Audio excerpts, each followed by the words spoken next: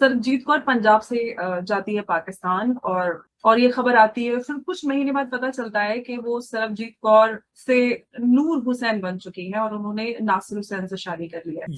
ये एक बहुत सिस्टमैटिक तरीके से बहुत लंबे समय से ये चीजें चली आ रही हैं और इसके अंदर और रिवॉर्ड्स ना सिर्फ जो बात होती है कि अगर आप मुसलमान हैं और किसी गैर मुसलमान को आप मुस्लिम करते हैं तो आपको जन्नत नसीब होगी, और कि एक सिख की लड़की को अगर आप मुसलमान इस्लाम को आप उसको एक्सेप्ट करवाते हैं, कन्वर्ट करते हैं, राजपूत की लड़की है, ब्राह्मण की लड़की है, वैश्य की लड़की है, तो उसके लिए आपको 12-15 हजार पाउंड तक मिलते हैं।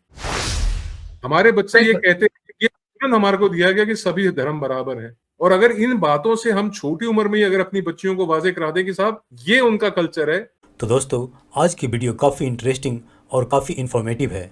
और बात करें आज की इस वीडियो में जो रमनीक सिंह बात कर रहे हैं, उनकी बातों का एक बड़ा निचोड़ यह भी है कि जो सनातनी धर्म के लोग हैं और ख़ास तौर से हिंदुओं को अपने बच्चों को न सिर्फ अपनी धर्म की नॉलेज देनी चाहिए बल्कि दूसरे धर्म की, ख़ास तौर से जो मुस्लिम धर्म है उसके बारे में भी बताना चाहिए।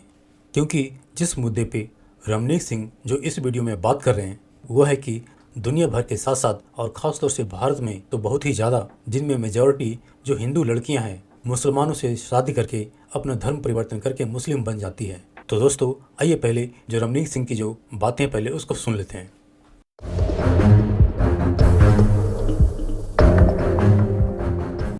रमनीक जी, मैं आपसे एक बहुत इंपॉर्टेंट मुद्दा डिस्कस करना चाहती हूँ। अब से कुछ महीने पहले 2025 में नवंबर में खबर आती है, सरबजीत कौर पंजाब से जाती है पाकिस्तान और वहां से गायब हो जाती है, खो जाती है। और ये खबर आती है, फिर कुछ महीने बाद पता चलता है कि वो सरबजीत कौर से नूर हुसैन बन चुकी हैं और उन्होंने नासिर हुसैन से शादी कर लिया है। ये सिर्फ एक सरबजीत कौर से नूर हुसैन बनने की कहानी नहीं है, लेकिन हम इस तरह के बहुत सारी वारदातें देख रहे हैं। यूके से आप यूएस चले जाए, ऑस्ट्रेलिया, कनाडा, यहाँ तक कि भारत में भी इस तरह की चीजें, ग्रूमिंग गैंग्स और ये सारी एक्टिविटीज हम बहुत प्रिवेलेंटली हम देख रहे हैं। मैं समझ रहा हूँ आप बाय एंड लार्ज बात कर रहे हैं कि बहुत बड़ी संख्या में जो है सिख कम्युनिटी में कह लीजिए, या भारत के अंदर मीडिया कह लीजिए, या वैश्विक स्तर पे मीडिया कह लीजिए, या जो सिख धार्मिक इदारे हैं या जो धार्मिक नेता हैं, उन लोगों ने इसके ऊपर बहुत लंबे समय से एक चुप्पी साधी हुई है। और ये केवल जो आप बात कर रहे हैं पाकिस्तान के अंदर तो अगर मैं आपको थोड़ा पीछे लेके जाऊं तो एक पुस्तक है, वो बहुत लंबे समय तक भारत के अंदर बैन रही, उसका नाम है द रेप ऑफ रावलपिंडी।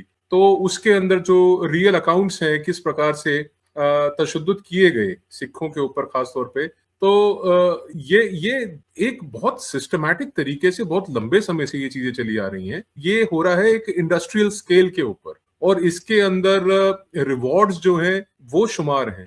और रिवॉर्ड्स ना सिर्फ जो बात होती है कि अगर आप मुसलमान हैं और किसी गैर मुसलमान को आप मुस्लिम करते हैं तो आपको जन्नत नसीब होगी, और जन्नत के अंदर किस किस्म की वहां पे फैसिलिटीज हैं उसका बयानिया तो खैर आप मेरे से बेहतर जानती हैं, और जो हमारे श्रोता हैं हाँ, वो बड़ा एक्सप्लिसिट सा डिस्क्रिप्शन है। और तो वो तो एक्चुअली इस्लाम का एक ऐसा पार्ट है जिसके अंदर सारी पेमेंट्स जो हैं वो पीडीसी के रास्ते दी जाती हैं, पोस्ट डेटेड चेक के ऊपर होती हैं। वो चेक कभी कैश हुआ या नहीं हुआ किसी का ये तो कोई भी नहीं जानता, पर वो चेक एक जारी हो जाता है कि साहब आपको मरने के बाद ये मिलेगा, मरणोप्रांत ये मिलेगा। मरणोप्रांत किसको क्या आज तक मिला?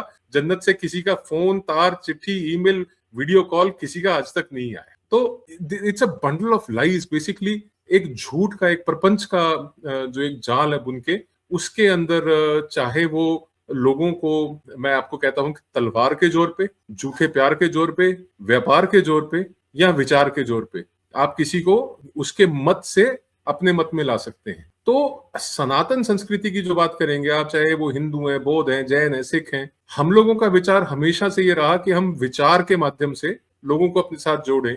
परंतु जो तलवार के जोर के ऊपर या व्यापार के जोर के ऊपर, या अब जो प्रयास किया जा रहा है झूठे प्यार के जाल में फंसा के, बहुत इंडस्ट्रियल स्केल पे किया जा रहा है। और उसका मैं आपको एग्जांपल देता हूं अंबर जी, के एक प्रतिष्ठित अखबार के अंदर एक सेंटर स्प्रेड आर्टिकल आया था जिसके ऊपर ये बड़े उन्होंने विस्तार से बताया था कि किस प्रकार से विदेशों में, खासतौर पे यूके में और अब तो कनाडा में बहुत प्रचलित हो गया है कि एक सिख की लड़की को अगर आप मुसलमान इस्लाम को आप उसको एक्सेप्ट करवाते हैं, कन्वर्ट करते हैं, जो K2K कॉर्टू खान जो एक प्रोजेक्ट चल रहा है बहुत लंबे समय से ISI का, तो उसके लिए आपको 12-15 हजार पाउंड तक मिलते हैं। ऐसे ही कनाडा में अगर आप सिखों की लड़कियों को कन्वर्ट करते हैं तो वहां पे 20-1 हजार डॉलर तक जो है वो पैसे मिलते हैं। ये इंडस्ट्रियल स्केल पे काम चल रहे हैं। और ऐसे ही चाहे क्रिश्चियंस की लड़कियां हो, उनको ग्रूम करना हो, ऐसे ही यदि आप बात करें हिंदुओं की लड़कियां, उनको ग्रूम करना, और भारत के अंदर भी ये है।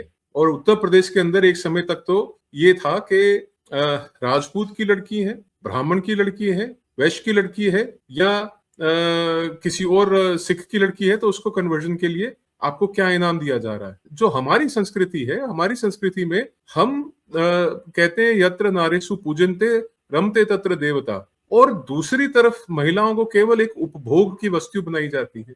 हम जब विवाह करते हैं तो 7 जन्मों के वादे करते हैं, 7 फेरे लेते हैं, जन्म जन्मांतर के जो संबंध की हम बात करते हैं। और दूसरी तरफ जो निकाह है, निकाह नामा इज अ कॉन्ट्रैक्ट, उसके अंदर आप इद्दत का समय, मुत्ता निकाह और रकम जो है वो तय की जाती है। तो इट्स अ कॉन्ट्रैक्ट। और यहाँ पे हम, जैसे मैंने आपको अभी कोट किया, यत्र नारीषु पूजन्ते रमते तत्र देवता, और वहां इस्लाम में यह है कि आप अपनी बीवी को मार सकते हैं, पीट सकते हैं, आप उसके साथ जबरदस्ती कर सकते हैं, वो सब जायज है। और 3 बार तलाक बोल के आप उसको छोड़ सकते हैं, आपकी कोई जिम्मेवारी नहीं है। और वापस अगर आपको अपनी पत्नी को लेके आना हो तो उसको हलाला कराना पड़ेगा। ये सारा इस्लाम का हिस्सा है। और मैं आपको ये सारी चीजें क्यों गिनवा रहा हूं, आप तो बेहतर जानती हैं।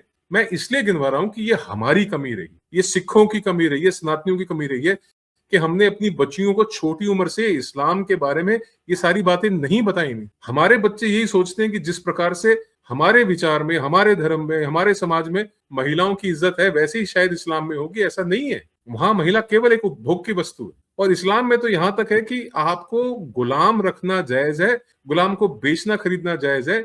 अगर आप युद्ध में कहीं जीतते हैं तो महिलाएं माले गनीमत का हिस्सा हैं। इन बातों को हमने कभी भी अपने बच्चों को इंट्रोड्यूस नहीं कराया। मैं समझता हूं कि सबसे बड़ी कमी हमारे समाज की यही रही। हमारे बच्चे ये कहते हैं, ये हमारे को दिया गया कि सभी धर्म बराबर है। और अगर इन बातों से हम छोटी उम्र में ही अगर अपनी बच्चियों को वाजे करा दें कि साहब ये उनका कल्चर है और इस प्रकार के ये लोग हैं, तो बच्चे उनसे बचते भी हैं। परंतु क्या करेंगे आप, जब कोई अगर अपना आधार कार्ड नकली बनवा ले, कोई अपना झूठा नाम बता के किसी को अपने झांसे में फंसा ले, फिर बच्चियां सूटकेसों में मिलती हैं, ड्रमों में मिलती हैं। ये वही बर्बर सोच के मालिक हैं। तो दोस्तों, जैसा कि आपने देखा और सुना, और इसमें कोई दो शक नहीं कि मुसलमान लड़कों का खास तौर से जो नॉन मुस्लिम लड़कियां होती है उनसे ही शादी करना उनकी प्रायोरिटी होती है, जिसमें 2 फैक्टर होते हैं। पहला कारण तो ये होता है कि मुस्लिम लड़कों के लिए, जैसे कि उन्हें पढ़ाया और सिखाया जाता है कि नॉन मुस्लिम लड़कियों से शादी करने का मतलब है पुण्य कमाना, उनके अपने धर्म के लिए एक अच्छा काम करना, जिसके बदौलत उन्हें जन्नत नसीब होगी। और यही सबसे बड़ा मेजर फैक्टर होता है कि मुसलमान लड़के पीछे पड़ करके, यहाँ तक कि बार बार रिजेक्शन होने के बावजूद, यानी अगर कोई हिंदू लड़की किसी मुसलमान लड़के को ना भी कह दे तो भी वो पीछे पड़ा रहता है, और 10 बातें सुन करके, डांट खा करके भी वो हिंदू लड़की को या नॉन मुस्लिम लड़की को अपने प्यार के जाल में फंसाने में लगा रहता है। जबकि नॉर्मली इसी केस में अगर कोई हिंदू लड़का होता और हिंदू लड़के के पीछे पड़ता है, नॉर्मली ये होता है कि अगर लड़की उसे 1-2 बार डांट दे या उसको रिजेक्ट कर दे तो फिर वो हिंदू लड़का उस लड़के के पीछे जाना बंद कर देता है। लेकिन मुसलमान लड़के ऐसा नहीं करते, और वो क्यों नहीं करते, उसका जो मेजर कारण है वही है जन्नत। हालांकि जिसकी बात कोई नहीं करता, ना कोई मुसलमान इस बात को मानता है ना मानेगा, लेकिन यह बात पक्की है कि 99% जो केसेस होते हैं मुसलमान लड़कों का हिंदू लड़की से शादी करने का, उसका कारण यही होता है कि उन्हें जन्नत की टिकट मिलेगी। एंड ऑफ कोर्स एक पर्टिकुलर उम्र में अगर कोई लड़का बार बार आपको प्रपोज करे तो लड़कियां भी कहीं ना कहीं आखिरी मानी जाती है। और उस मानने के पीछे जो सबसे बड़ा फैक्टर होता है वह है बॉलीवुड, जिसने हिंदू लड़कियों के मन में ये बिठा दिया है कि ये जो खान होते हैं या मुस्लिम होते हैं उनसे शादी करना कोई बुरी बात नहीं है, जिसके एग्जाम्पल हमें बॉलीवुड खान गैंग्स ने भरपूर तरीके से दिया है।